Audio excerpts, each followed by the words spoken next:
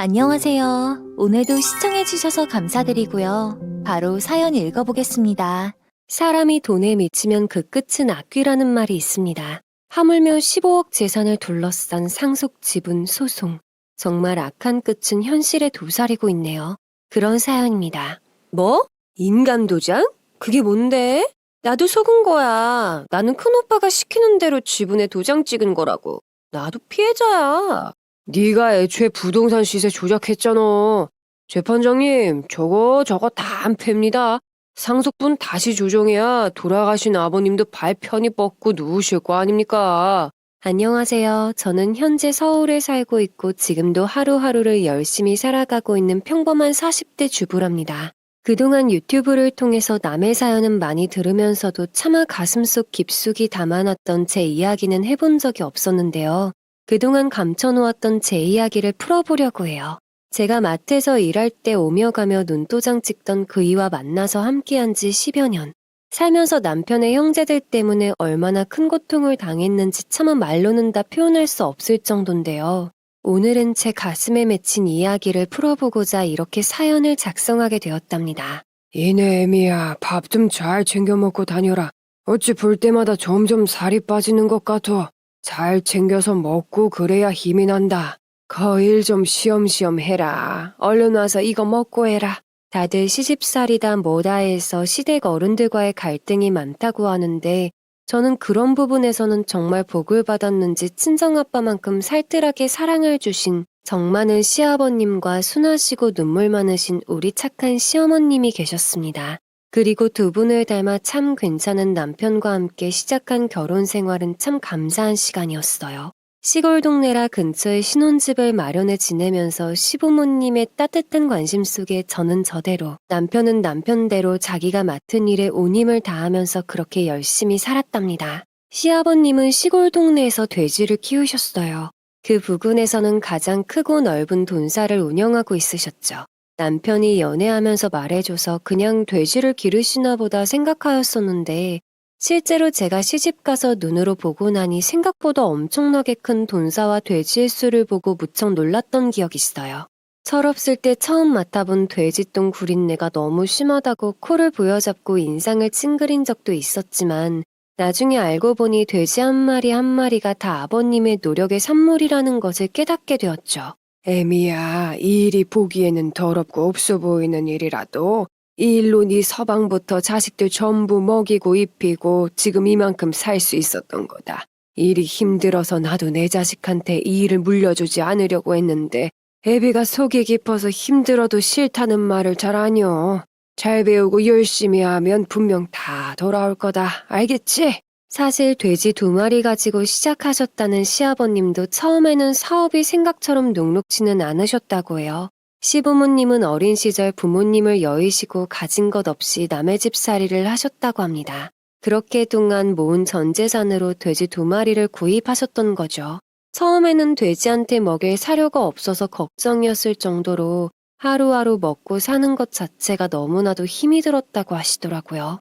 그렇지만 시아버님이 정말 부지런하시고 하실 줄 아는 것도 많으셔서 웬만한 일은 혼자서 척척 해내셨고 돼지 사업은 조금씩 불어나기 시작했다고 합니다.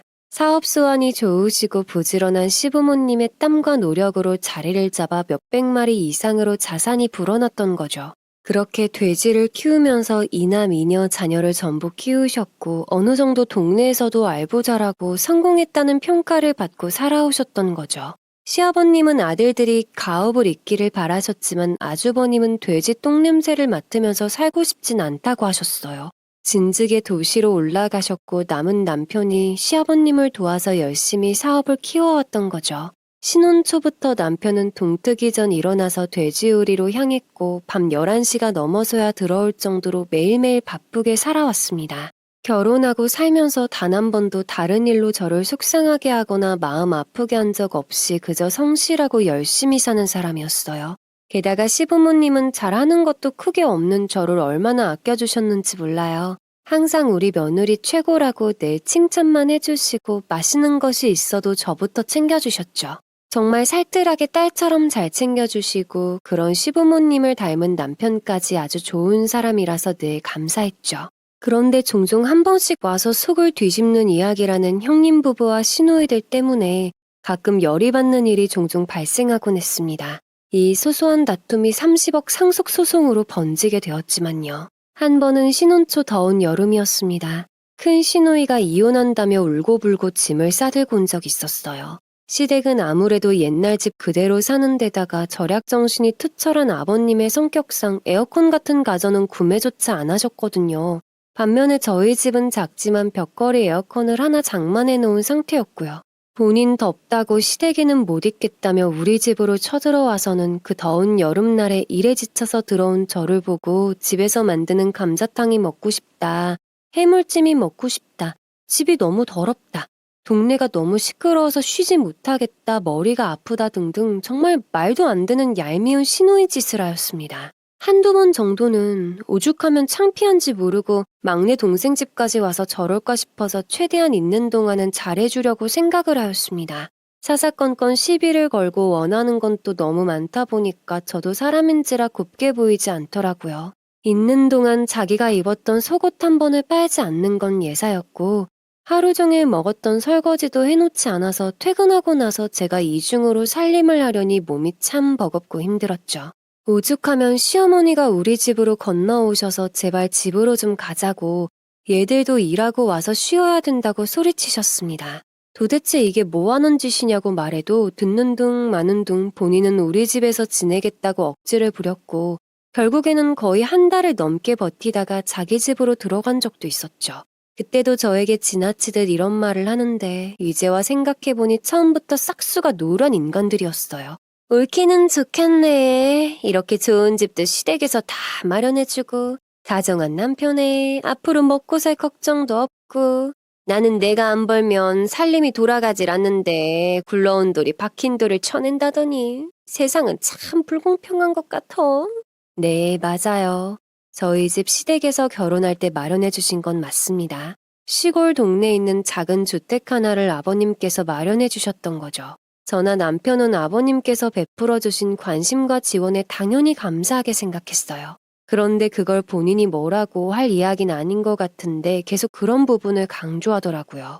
형님, 그런데 형님들도 아버님이 시집 보내주실 때 저희 집 마련해주신 만큼 지참금으로 다 해주셨다고 하시던데요.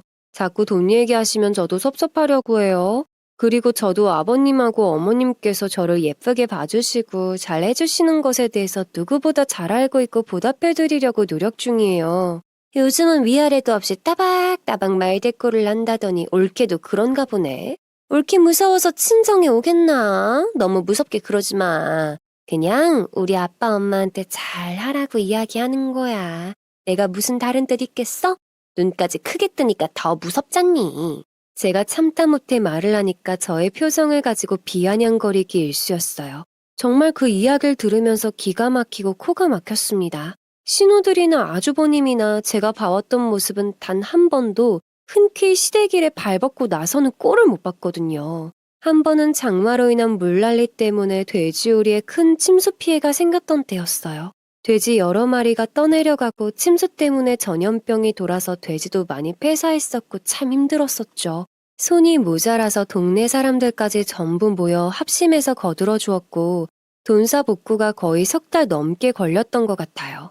그때도 손이 모자라니 주말이라도 와서 한 번씩만 거들어 달라고 아버님께서 여러 차례 연락을 하셨지만 바쁘다, 일이 있다, 요즘 몸이 안 좋다. 각종 핑계를 대면서 단 한 차례도 내비치지 않았습니다. 당시에는 결혼한 지 그리 오래되지 않아서 그냥 좀 이기적인 사람들인가 보다 생각만 했는데 그게 다 일어날 일의 전조 증상이었던 셈이었죠. 언젠가 명절 때는 이런 일도 있었답니다. 시댁 뒷뜰에는 호박이 주렁주렁 열렸는데요. 어머님께서 특별히 키우시려고 씨를 뿌리신 건 아니고 먹고 남은 호박을 묻었는데 그 후로 덩굴이 피어나고 둥근 호박이 여럿 열린 겁니다. 그 호박이 명절 때 거의 끝물이라 한 3개 정도 남았었는데 이게 문제였습니다. 떨어져서 깨지면 못 먹게 되니 어머님께서 저더러 따서 챙겨가라고 하셨죠. 그런데 호박을 챙기러 가보니 귀신처럼 호박이 사라진 거 아니겠어요? 어머님, 호박이 없어졌는데 어머님께서 치우셨어요? 나는 안 치웠는데 잘 찾아보지 그래. 호박이 거기 있겠지. 어머, 어머님, 분명히 광 앞에 놔뒀는데 호박이 전부 사라졌네요? 이게 무슨 귀신이 고칼로리신지. 봉선, 아이가 젊은데 벌써 그렇게 깜빡거려서 어떡해. 그러다 애도 잊어버리겠다. 호박에 발이 달렸나 봐. 잘 좀 찾아봐. 저는 당황스럽고 어머님은 이상하다고 하시며 이곳저곳을 찾아보았습니다. 이 와중에 형님은 옆에서 깔깔 웃으면서 저를 무슨 건망증 환자처럼 면박을 주니까 참 당황스럽더라고요. 그런데 그날 형님 부부가 댁으로 돌아가신다고 해서 배웅을 하려던 찰나 어머님께서 챙겨주라고 한 참기름이랑 몇 가지를 옮기고 있었죠. 그런데 트렁크 안쪽에 까만 비닐 안에 쌓인 뭔가가 제 눈에 보인 겁니다. 네, 바로 호박이었어요. 무슨 도둑도 아니고 몰래 숨겨놓았던 겁니다. 저보고 치매라고 할 땐 언제고 입을 싹 닫고 모르는 척까지. 정말 황당했습니다. 돌이켜보면 이런 유치한 행동들이 저희 부부와 어머님을 무시한 그들만의 악한 방법이었던 겁니다. 이 사건은 앞으로 일어날 일들에 비하면 아무것도 아닙니다. 어느 날은 아니, 여기 있던 목걸이가 없어졌는데 어디 간겨? 아이고, 큰일 났네. 어머님 무슨 일 있으세요? 목걸이가 왜요? 여기 여참에 있던 목걸이가 없어졌어. 아이고, 그것은 없어지면 안 되는 건데 어찌함 좋냐? 아이고, 여긴 누가 들어갔다 나간겨? 갑자기 목걸이가 없어졌다고 한탄하는 어머님의 비명에 저는 차분히 대응했습니다. 어머니가 귀하게 생각하시는 반지와 목걸이들을 넣어둔 보관함에서 귀신같이 순금 목걸이만 없어진 겁니다. 어머님들이야 자식들이 선물하면 다 귀하다고 생각하시고 보관해 놓으시잖아요. 사실 순금 목걸이는 제가 어머니 칠순 때 선물로 해드린 겁니다. 나머지 반지는 그냥 이미테이션이었는데 가져간 사람이 마치 그걸 다 아는 양 순금 목걸이만 가져갔던 거죠. 그리고 하필 그 시기에 큰 신우가 또 며칠 동안 시댁에 짐 싸들고 와 있다간 직후였고요. 물론 당시에는 심증만 있었지만 어머니도 어느 정도 큰 신우 소행이라고 짐작하시는 것 같았습니다. 오죽하면 어머니께서 저한테 이렇게 따로 당부까지 하셨답니다. 모른 척 하거라. 아무래도 너그 신우가 사는 것이 팍팍해서 그런 것 같아. 어머니, 나중에 제가 좋은 거로 해드릴 테니까 너무 속상해하지 마세요. 이런 몇 가지 사건들이 있긴 했지만 그래도 저 나름대로는 크게 스트레스를 받지 않으려고 했어요. 그냥 원래 저런 사람들이다 라고 생각하는 게 제 심신에도 좋을 것 같아서 둥글게 둥글게 넘기면서 살았답니다. 하지만 우리 가족의 평안함은 오래가지 않았는데요. 아버님은 노환에 지병까지 건강이 점점 나빠지셨습니다. 이때부터 조금씩 우리 가족의 행복에 균열이 생기기 시작했어요. 아버님이 건장하게 버티고 있으실 때는 유지가 되던 힘의 균형이 무너지기 시작한 거죠. 저를 딸처럼 아껴주시는 아버님의 큰 사랑 덕분에 저 또한 딸처럼 아버님을 아빠처럼 모시고 살아왔습니다. 돌아가신 아빠 대신 시아버님을 아빠처럼 의지하며 살았던 거죠. 그런데 어느 날부터 시아버님의 건강이 점점 안 좋아지셨고 여러 차례 아버님을 설득해보고 병원에 모시려고 했지만 강하게 거부하셨습니다. 그냥 아프면 약국에서 고약이나 바르고 뜨끈하게 쌍화탕이나 드시면 다 낫는다며 손살에 치시는 아버님. 그 고집에 참 병원 가는데도 시간이 꽤 지체되었었죠. 아버님 하루라도 빨리 병원에 가보시는 게 좋을 것 같아요. 애미야, 걱정하지 말고 보채지 마라. 늙으면 다 이 정도는 문제가 생기고 그러는겨. 나는 일로 다져진 몸이라서 웬만한 걸론 끄떡 없어. 살 만큼 살았는데 어쩌겠니? 호탕하게 웃으시며 괜찮다고 하셨지만 아버님 상태는 썩 좋아 보이지 않았습니다. 그 이후로도 아버님께서 자꾸 가슴에 통증이 느껴진다고 하시고 한 번씩은 숨이 잘 안 쉬어진다고도 하셨습니다. 병원에 좀 모시고 가려고 해도 늙으면 다 그렇다, 걱정하지 마라라는 말씀만 계속 하실 뿐이었죠. 증상이 조금 더 심해지고 나서야 병원을 찾게 되었는데 아버님의 심장 판막에 문제가 생겨서 혈액이 원활하게 흐르지 못해 협착증이 생긴 뒤였죠. 의사는 아버님이 연세도 있으신지라 협착증 치료를 위해서 하는 수술은 가망이 없다고 했습니다. 아마 아버님 몸이 버티지 못할 거라고 병원에서도 수술보다는 그냥 치료 정도로 유지를 하기를 권유하셨어요. 그날 저는 병원에서 한참을 울었습니다. 그때를 생각하면 눈가에 또 눈물이 고이곤 합니다. 아버님의 증상은 나날이 심해졌고 나중에는 가만히 앉아 있으셔도 숨 쉬는 것을 힘들어하셔서 지속적인 약물 치료를 받으셔야 했어요. 그리고 이 시기부터 악몽이 펼쳐지기 시작했습니다. 형님, 아주버님이랑 함께 집에 좀 내려오세요. 병원에 모시고 다녀왔는데 아버님 병증이 좀 많이 안 좋으셔요. 혹시 이번 주말에 내려오실 수 있으세요? 애들 아빠 이번 주에도 일이 바쁘긴 한데. 알았어, 동서. 아우, 정말 부모님도 제대로 못 모시고 오라가라야. 아우, 정말 귀찮게. 아우, 맞다. 병원비는 얼마나 나왔어? 동서 혼자 충분하지? 저는 형님께 전화해서 아버님 상태가 이만저만하니 좀 찾아뵈셔야 할 것 같다고 이야기했습니다. 그러나 일이 바쁘다고 짜증 섞인 목소리로 전화를 받더군요. 핸드폰을 제대로 끊지 않았는지 전화기 너머로 구시렁거리면서 제가 부모님을 제대로 못 모신다고 하는 겁니다. 정말 머리끝까지 화가 났지만 아버님도 아프시고 집 분위기도 뒤숭숭한데 형제끼리 싸우고 분란을 일으키기 싫었습니다. 게다가 아버님께서 더 안 좋아지실 것 같아서 꾹 참았었죠. 그리고 그 주 주말이었어요. 여러 번 전화를 한 끝에 남편의 형제들이 전부 모이게 되었는데 해가 서쪽에서 떴는지 아주버님 내외, 시누이 두 분까지 전부 오셨더군요. 그래도 아버지가 아프시다니 찾아오기는 하는구나. 저는 그때까지만 해도 아버님께서 아프셔서 자식된 도리로 모였다고 생각했습니다. 그건 제 착각이었답니다. 결국 새까맣고 사악한 본심을 드러내더군요. 사실 명절 때가 돼도 이 핑계 저 핑계 대면서 코빼기도 안 보이던 형님과 아주버님, 그리고 근처에 살면서도 자주 안 보이던 신우들까지 그들은 이미 자기들끼리 다 이야기를 하고 계획을 그려놨던 거죠. 아버지, 요즘은 딸이나 아들이나 똑같아요. 나중에 자식들 재산 때문에 싸움이 나면 꼴이 우스우니까 아버지 돌아가시기 전에 미리미리 유산 분배를 잘 해놓으셔야 뒤탈이 없어요. 진수가, 너는 자식이라는 게 아버지가 이 꼴이 되었는데 지금 무슨 말을 하는 거요? 어머님이 요즘 세상을 잘 모르셔서 그러세요. 큰아가씨 말이 맞아요. 원래 유산이라는 게 어른이 어른답게 교통정리를 잘 해놔야 나중에 문제가 안 생겨요. 저희 친정도 부모님께서 제대로 처리를 해놓지 않으셔서 골치 꽤나 썩었어요.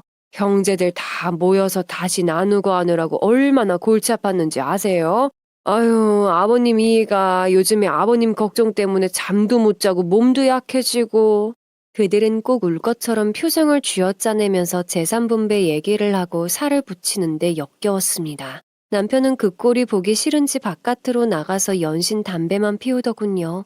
천성이 순한 어머니는 자식들 등살에 말 한마디 제대로 못하시고 말이죠. 가뜩이나 건강 때문에 아버님께서 스트레스 받으시면 안 되는 상황인데 그런 아버님을 앞두고 돈 얘기나 하고 있으니 정말 너무 화가 나더라고요.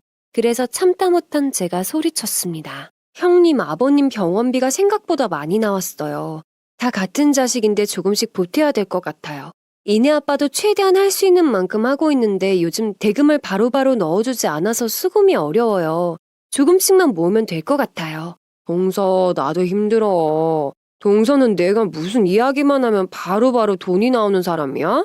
우리도 모든 게 대출이라서 하루하루 먹고 사는 게 힘들어. 그리고 아버님 병원비가 도대체 얼마나 나온다고 그렇게 생색이야? 참 웃긴다. 동서가 아버님 덕분에 서방님이랑 지금 몸 편하게 먹고 사는 게 얼마나 감사한 일이야.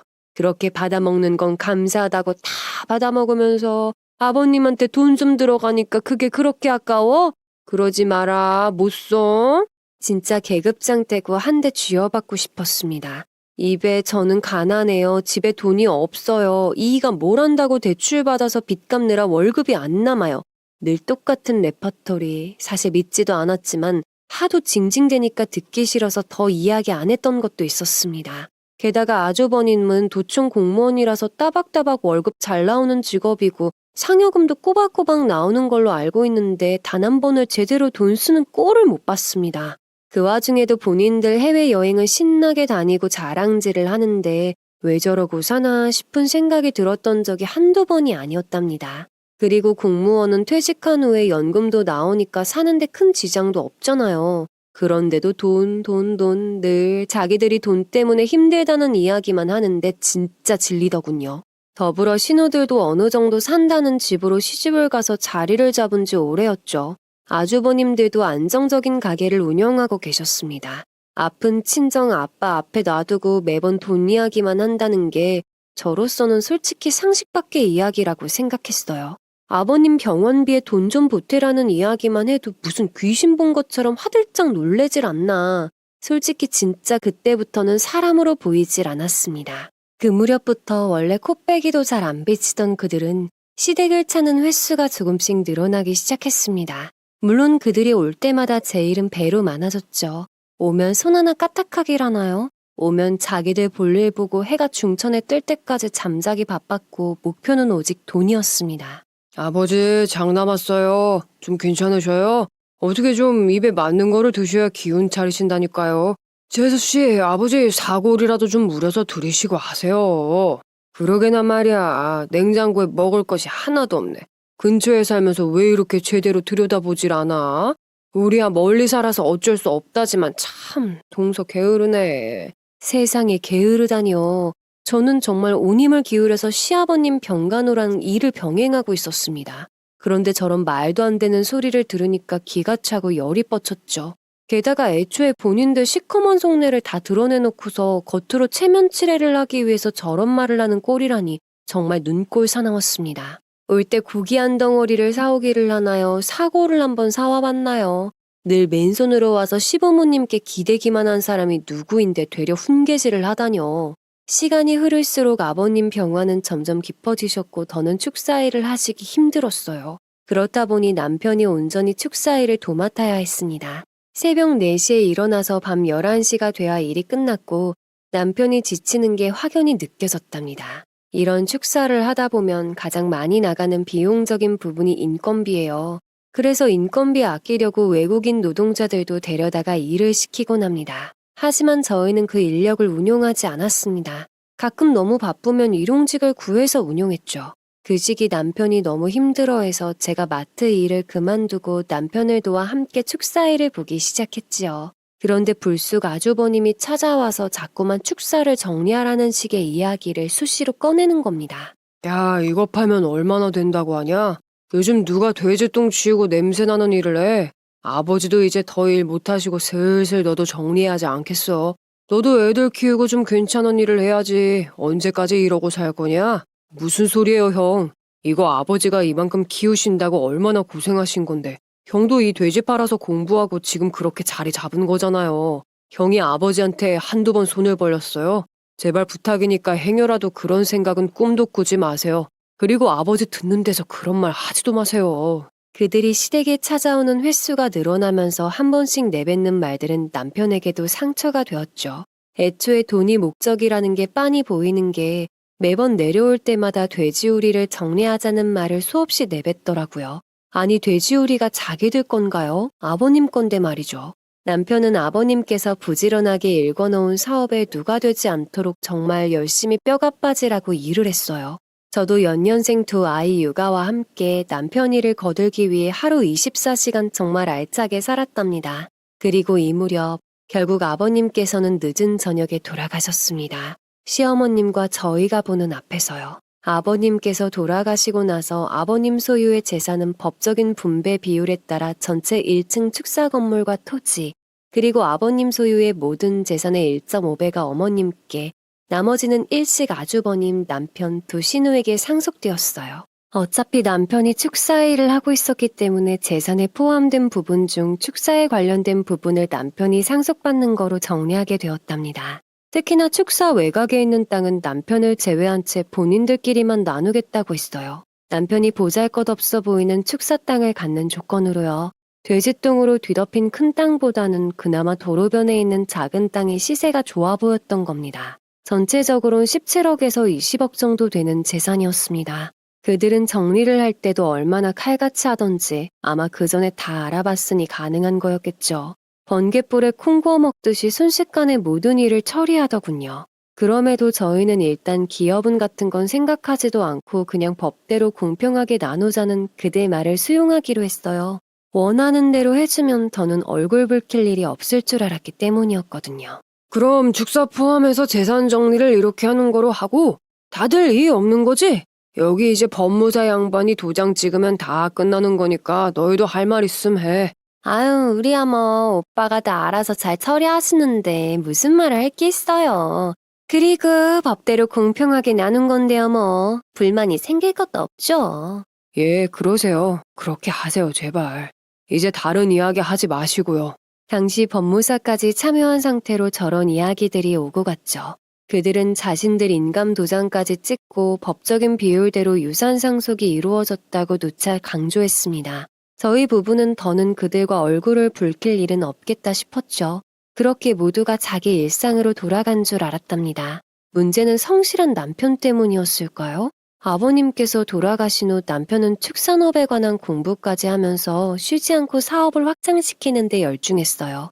남편의 노력 때문에 인공지능 스마트팜을 도입하는 기술을 통해 여러 가지로 축사의 수입이 늘어나게 되었던 거죠. 기존 1층이었던 축사는 어느새 2층으로 확장이 되었고 여러 곳에서 우리 돼지를 구매하고 싶다는 문의가 연에 끊이지 않았답니다. 더불어 돈사의 환경이 조금 좋지 못했던 곳도 부지를 넓혀서 확장을 시킬 수가 있었죠. 아버님이 가장 바라셨던 부분인데 확장된 돈사 환경을 못 보시고 돌아가신 게 정말 안타까웠습니다. 돈사를 크게 2동으로 나눠 다른 방식으로 돼지 사육을 하게 되면서 확실히 기존과 비교해서 육성 효과도 높아졌고 효율적으로 변했답니다. 더불어 큰 땅이 갖고 있는 메리트가 부각되면서 그 시세는 점차 오르고 있었습니다. 이렇게 사업이 확장되다 보니 제가 남편을 도와서 할 일들이 많아지면서 시간적 여유가 더 빠듯해졌죠. 그렇다 보니 혼자 계신 시어머니를 챙기려고 왔다 갔다 하는 시간도 너무 아깝다는 생각이 들었어요. 어머니도 저를 늘 아껴주시고 저 또한 어머니와 함께 살아도 아무 문제가 없다고 늘 생각해왔습니다. 그래서 차라리 함께 사시면 그런 수고도 덜 수 있고 아이들도 할머니를 좋아하니까 여러 가지로 좋을 것 같았죠. 남편에게 어머니와 살림을 합치는 것에 대해서 말했더니 남편은 너무나 고마워하더라고요. 그렇게 어머님께 의중을 여쭤보게 되었어요. 어머님, 애비 일이 많이 바쁜가 봐요. 제가 이제부터는 오전이랑 밤에도 나가서 아비 일을 거들어야 할 것 같은데 어머님 혼자 계시지 말고 저희 집에서 이내랑 인호도 봐주시고 같이 지내시는 거 어떠세요? 나도 안 그래도 혼자 사는 게 너무 무서울 때가 있어. 내가 먼저 말하면 에미니가 부담 가질까 싶어서 말도 못했는데 정말 고맙다, 에미야. 사실 시어머니는 젊으셨을 때 크게 교통사고를 당한 적이 있으세요. 그 후유증 때문에 관절이 많이 망가져 하체를 거의 못 쓰십니다. 평소에는 전동 휠체어를 타고 다니시면서 이런저런 활동을 하시지만 세세한 부분은 손이 필요합니다. 혼자 지내시면서부터는 늘 그런 부분이 못내 마음에 걸렸었죠. 동네 주민분들이 도와주셨지만 한계가 명확했어요. 어머니께서 눈물까지 보이시면서 고맙다고 하시니 아버님 돌아가신 후에 진작 말씀드리지 못했던 제가 더 죄송했어요. 그렇게 우리 합가를 하고 5 식구가 오손도손 재밌게 잘 지내고 있는데 얼마 지나지 않아 그 끔찍했던 일의 서막이 펼쳐졌답니다. 어느 날 갑자기 아주버님이 연락도 없이 아침 대바람부터 찾아와서는 억지 주장을 하는 겁니다. 그러다가 자기 마음대로 안 되니까 또 고래고래 소리를 지르고 난리를 치고요. 그 내용인즉 아버님이 돌아가시고 나서 유산 분배하는 과정에서 남편이 꾀를 썼다는 거죠. 도대체 이게 무슨 말인지 영 이해할 수 없는 말로 억지를 부리는 아주버님의 태도에 기가 막혔습니다. 아주버님의 주장은 남편이 이 동네 시세를 너무 잘 알아서 시골 부동산 업자와 입을 맞췄다는 겁니다. 그 부지 땅값이 그렇게 비싼 줄도 몰랐고 애초에 부모님 위하는 척 연기하면서 돈사가 있는 부지를 자기 몫으로 가져간 것을 꼬투리 잡았습니다. 아주 처음부터 계획적으로 이루어졌다는 것이죠. 누가 누굴 보고 계획을 운운하는 건지 정말 무슨 드라마 각본도 아니고 양심이라곤 1도 없는 아주버님이었죠. 자기들이 직접 데리고 온 법무사까지 대동한 채 본인들이 더 확실히 이해 없느냐고 몇 번을 확인까지 하면서 끝낸 상속배분이었습니다. 근데 그 문제를 다시 꺼내면서 우리와 축사와 관련된 부분에 숨겨놓은 재산이 더 있었고 그걸 토대로 지금 건물과 부지가 넓어졌기 때문에 다시 재분배를 해야 된다는 정말 억지 중의 억지였습니다. 심지어 그 법무사에게 전화를 했더니 자신은 보증을 하는 도장을 찍었을 뿐 재차 소송은 자기 소관이 아니라고 발뺌하더군요. 그러면서 아주버님과 입을 맞춘 듯 쉽게 가자고 설득을 해왔습니다. 너 이 못된 놈아. 너 혼자 잘 먹고 잘 살면 형제들은 손가락 빨고 길거리 나 앉아도 아무 상관이 없다는 거냐? 어떻게 너만 알고 그렇게 이기적이냐? 적당히 먹어야지. 감히 그 큰 땅을 꿀꺽 삼키려는 거야? 아니 형님 도대체 그게 무슨 억지요? 그때 형님이 데려온 법무사 양반까지 끼고 다 말끔히 정리했잖아요. 형님하고 누님들도 좋다고 인감 찍고 그랬던 것 아닙니까? 이제 와서 그게 무슨 뚱딴지 같은 소린데요. 형님 원하는 대로 다 했잖아요. 그런데 왜 자꾸 딴소리입니까? 돼지 냄새 나는 땅은 쳐다보기도 싫다면서요. 네, 맞아요. 여러분이 생각하시는 그것. 문제는 바로 돈이죠. 남편이 진짜 뼈를 갈아서 사업을 확장해 놓으니까 재산이 불어나는 것이 못마땅했던 거죠. 그 불어난 재산을 뺏고 싶었던 거고요. 본인 땅도 본인 것, 동생 땅도 자기 것이라는 말도 안 되는 억지였던 겁니다. 제가 애들 아빠가 그렇게 우는 걸 태어나서 본 적이 없었는데 그날 밤에 안주도 없이 깡소주를 마시면서 얼마나 서럽게 우는지 저도 울고 시어머님도 울고 세 사람이 부둥켜서 안고 밤새 울었었죠. 남편의 그 애처로운 모습을 보고 나서 저도 어찌나 속이 상하던지 근처에 사시는 친정엄마에게 전부 말해버렸습니다. 친정엄마 또한 육두문자를 뱉으시면서 성을 내셨죠. 사실 시골 동네라 한 다리 건너 이웃이고 아버님 살아생전에 친정엄마 또한 아버님 축사일도 종종 하셨습니다. 그래서 어머님이랑도 친구처럼 잘 의지하고 지내셨었죠. 친정엄마는 이 잡것들의 이야기를 듣고 분이 안 풀리셨는지 대번에 집으로 오셔서 시어머님과 남편한테 참으면 안 된다고 강하게 말씀하셨죠. 사돈 정신 바짝 차리시고요. 세상이 말세라 돈이면 부모고 자식이고 없는 세상이요. 정신 꽉 잡고 독하게 임하셔요. 아이고, 나서방 기죽지 마라. 그 돈 욕심이 나서 저러는 거지. 저 잡것들끼리 난리를 치든 말든 내버려둬. 저러다 말겠지. 쥐들이 뭘 어쩔 거야? 그냥 포기만 하지 않으면 돼. 저렇게 우기면 지쳐서 포기할까봐 저러는 거요. 그리고 나서 또 어떤 일이 있는 줄 아세요? 얼마 뒤 큰 신우, 작은 신우, 형님이 동시에 쳐들어와서는 짐승도 안 할 행패를 부리는 겁니다. 그들은 돼지우리에 들어가서 오물을 들고 나와서 집마당에 뿌리고 그것도 모자라 주저앉아서 악을 쓰고 고래고래 막말을 하는 겁니다. 어머님께서 말려보려고 하자 어머님한테까지 눈을 까 뒤집으면서 막내랑 편을 먹고 장남하고 딸 자식들을 다 버렸네. 다른 집은 장남부터 챙기는데 무슨 노인네가 이 모양이냐는 둥 세상 막말을 퍼부어대는 겁니다. 아니 이건 아니지. 니들 천벌 받을 거야. 어떻게 낳아준 어머니한테 이리 말하는 거야? 무슨 누가 뭘 버리고 뭘 어쨌다는 거야? 다 법대로 한 거 아니야. 왜 인제 와서 이 난리를 피우고 난리여? 어? 진짜 정신머리가 없는 인간들인겨? 뭐예요? 아줌마는 빠져요. 남의 집 일에 왜 아줌마가 끼어들어서 말이 많아요? 하기야, 자기 자식 입에 돈줄 물려놓으니까 그 돈줄 놓기 얼마나 아깝겠어. 야, 너 입에서 나오면 다 말인 줄 알아? 내가 너네 어릴 때부터 다 봤는데 무슨 말을 그런 식으로 해? 니들이 바깥 사돈 돌아가실 때 제대로 한 게 뭐가 있어, 어? 그러니까 아줌마도 쿵쿵을 얻어먹을 것이 있나 보네. 왜 자꾸 남의 집 일에 감나라 배나라 말이 많아? 왜? 아줌마 딸이 우리 집 재산 그쪽으로 옮겨주나 보네? 장을 봐오시다가 이사단을 본 친정엄마. 마침 딱 만나서 아주 한바탕 난리가 났던 겁니다. 시어머님은 내내 우시면서 엄마 바짓가랑이를 붙들고 말리셨고 젊은 여자 셋이서 두 노인한테 입에 담지도 못할 말을 하면서 그 바닥이 어딘지 여실히 보여주더군요. 결국 서로 크게 몸싸움까지 나서 경찰분들까지 출동하고 말았어요. 경찰서에 가서도 상황은 나아지지 않았습니다. 신우들과 형님이라는 작자는 저희가 재산을 다 빼돌렸다고 고래고래 소리를 질렀습니다. 진짜 용서가 안 된다느니 도리를 모른다느니 하면서 경찰분들 앞에서도 부끄러움 없이 마구 퍼부어대기 시작했었죠. 사실 경찰들도 뚜렷한 답을 해주시지는 못했답니다. 왜냐하면 우리나라 법이 경찰은 이런 문제에 뭐라고 답을 할 수가 없으니까요. 그저 조용히 해결하길 권고했죠. 그날도 온종일 파출소에서 해결이 안 되는 문제를 가지고 엄마는 엄마대로 우리 이야기를 하고 그들은 그들대로 억지 주장을 펼쳤습니다. 결국 민사로 진행하라는 이야기만 듣고 맥이 빠져서 집으로 돌아온 하루였습니다. 그날 밤 남편이 그러더군요. 진짜 그 인간들 사람 아니라고요. 게다가 이 시기부터 문제에 한 사람이 등장합니다. 바로 아버님의 동생인 고모님이에요.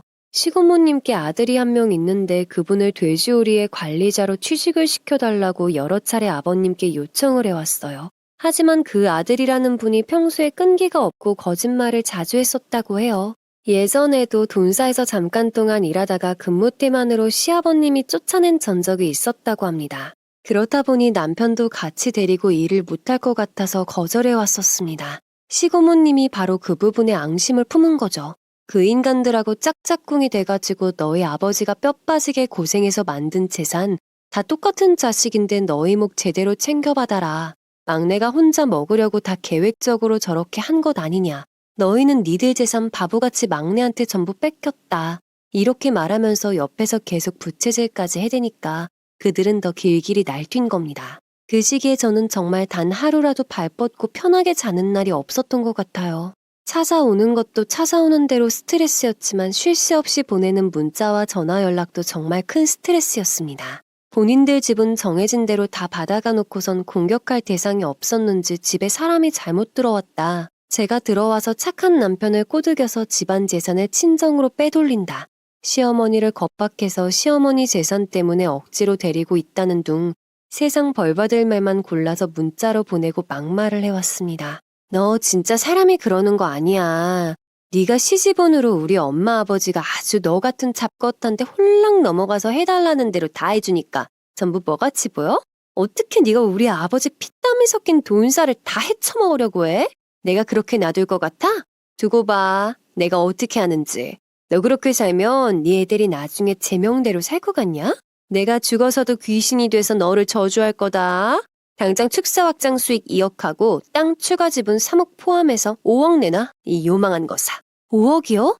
정신 나가셨어요? 도대체 이런 막말이 어디 있어요. 다시는 전화하지 마요. 이렇게 통화를 끊는 게 한두 번이 아니었어요. 하도 지겹게 전화로 막말을 해대니 안 받거나 차단을 해놓으면 귀신같이 다른 번호로 전화하고 문자로 입에 담지 못할 말들을 보내왔었죠. 경찰에 접근 금지 신청을 해도 받아들여지지 않았어요. 저도 일이 있을 때마다 이야기한 건 아니지만 반복되는 그들의 만행 덕분에 너무 스트레스를 받아서 나중에는 정신과 치료까지 받았습니다. 처분약을 먹지 않으면 잠도 못 자겠고 불안해서 혈압이 솟는 느낌이었습니다. 친정엄마도 이런 모습을 계속 보다 보니 너무 화가 나셔서 그것들 만나면 정말 진짜 머리채를 다 뽑아놓겠다고 정말 이를 부득부득 가셨답니다. 그리고 이 시기 결국 우려하던 일이 터졌습니다.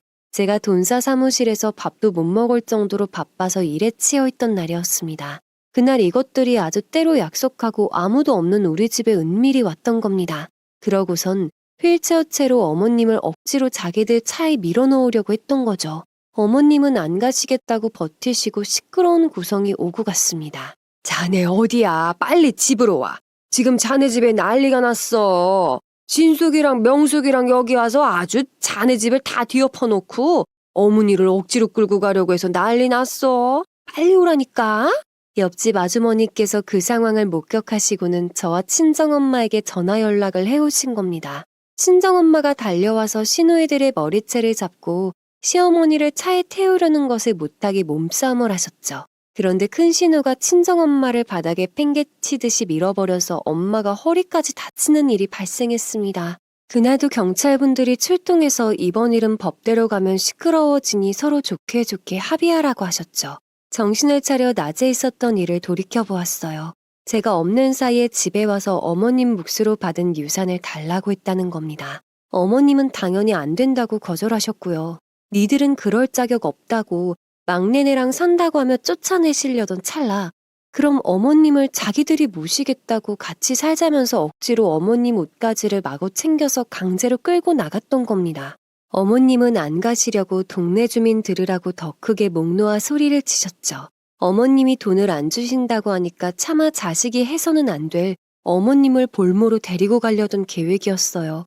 그 이야기를 듣고 저는 온몸이 부들부들 떨려왔습니다. 어느 순간부터는 나중에 쓰일 때가 있겠다 싶어서 그 인간들이 전화하고 문자 오는 내용을 다 녹음하고 보관해 놓게 되었어요.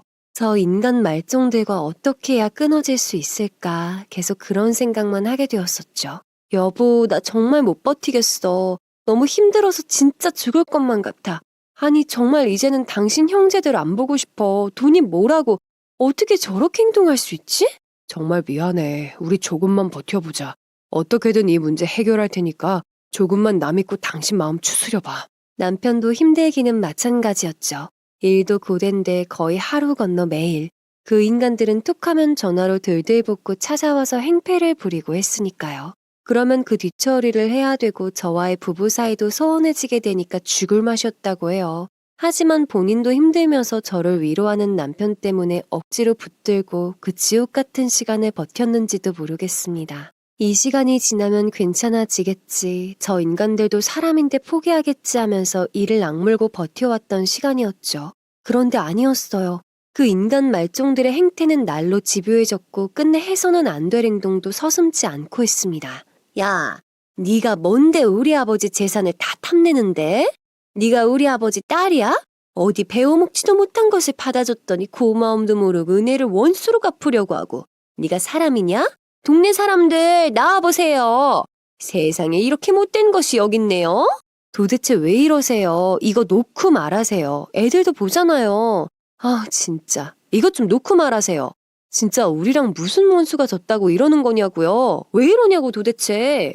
남편도 특별한 일이 아니면 장시간 집을 비우지 않았는데 남편이 마침 외부의 사료 문제로 장시간 외출했던 날 그 인간들이 집으로 쳐들어와서 애들이 보는 앞에서 제 머리채를 잡고 행패를 부렸습니다.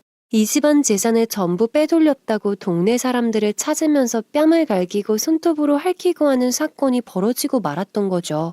이거 안 놔? 놓으라고. 정말 정신이 어떻게 된 거 아니야? 아이고, 사람 죽네. 동네 사람들 나와봐요. 신고 좀 해요.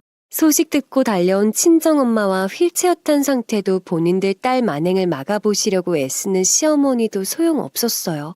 이미 눈이 뒤집혀져 돈에 혈안이 된 그들 앞에는 본인들 엄마도 안 보이고 부끄러움이고 없었습니다. 그냥 돈에 환장한 악마의 모습이었어요.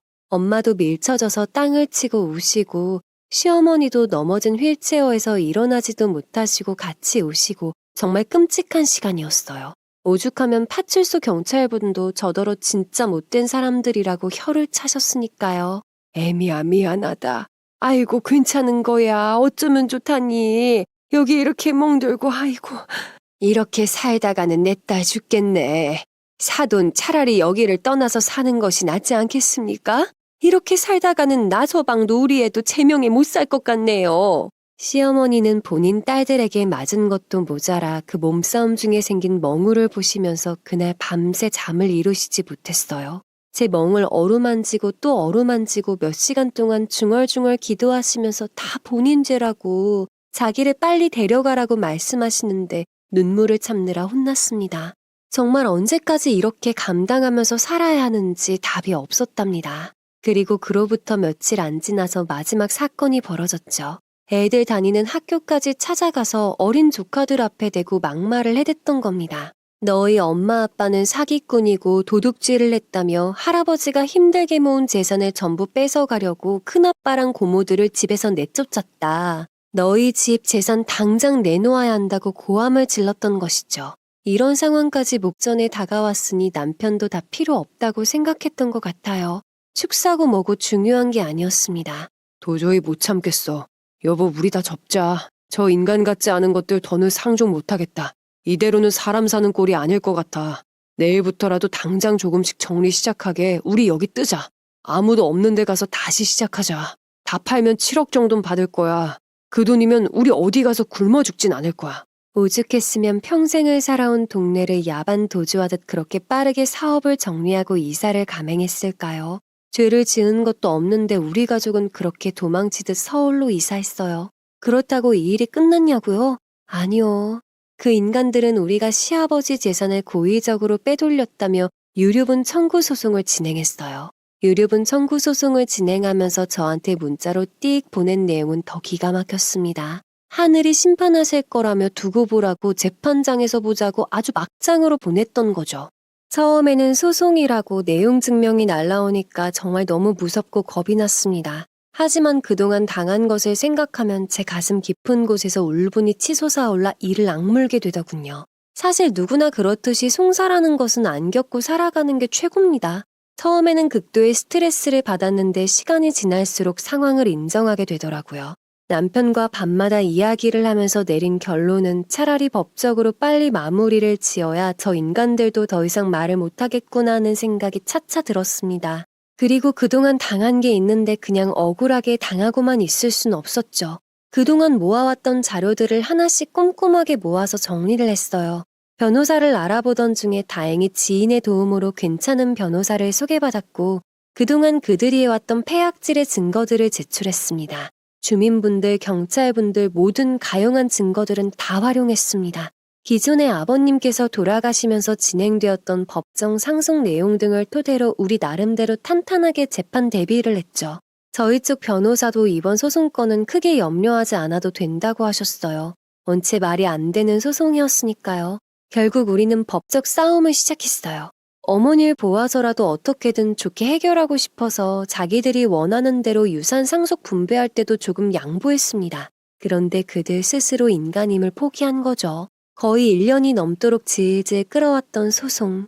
그 소송을 진행하면서도 어찌나 얌체 같은 행동만 골라서 하는지 변론 기일에 자기들이 불리한 자료가 올라오면 일이 있다고 못 나오는 것은 셋이 똑같이 반복적으로 하는 짓이었습니다. 법정에서 거짓말을 하지 말라고 선서까지 해놓고도 없는 이야기를 아무 증거도 없이 내뱉으면서 흥분해서 욕을 하다가 퇴정당하는 우스꽝스러운 일도 있었죠.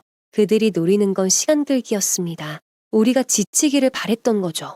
하지만 증인으로 나온 동네 주민분들이 그동안 겪고 들었던 내용을 우리에게 유리하게 진술하자 막말도 서슴지 않고 내뱉었습니다. 그러자 오랜 기간 알고 지낸 아주머니가 되려 호통을 치셨어요. 니들 천벌받아 연석들아. 니들 엄마 아빠가 돼지 똥 만지면서 니들 키웠어. 아이고야 저승사자님 저 인간 같지 않은 것들 좀 빨리 데려가쇼. 후딱이요.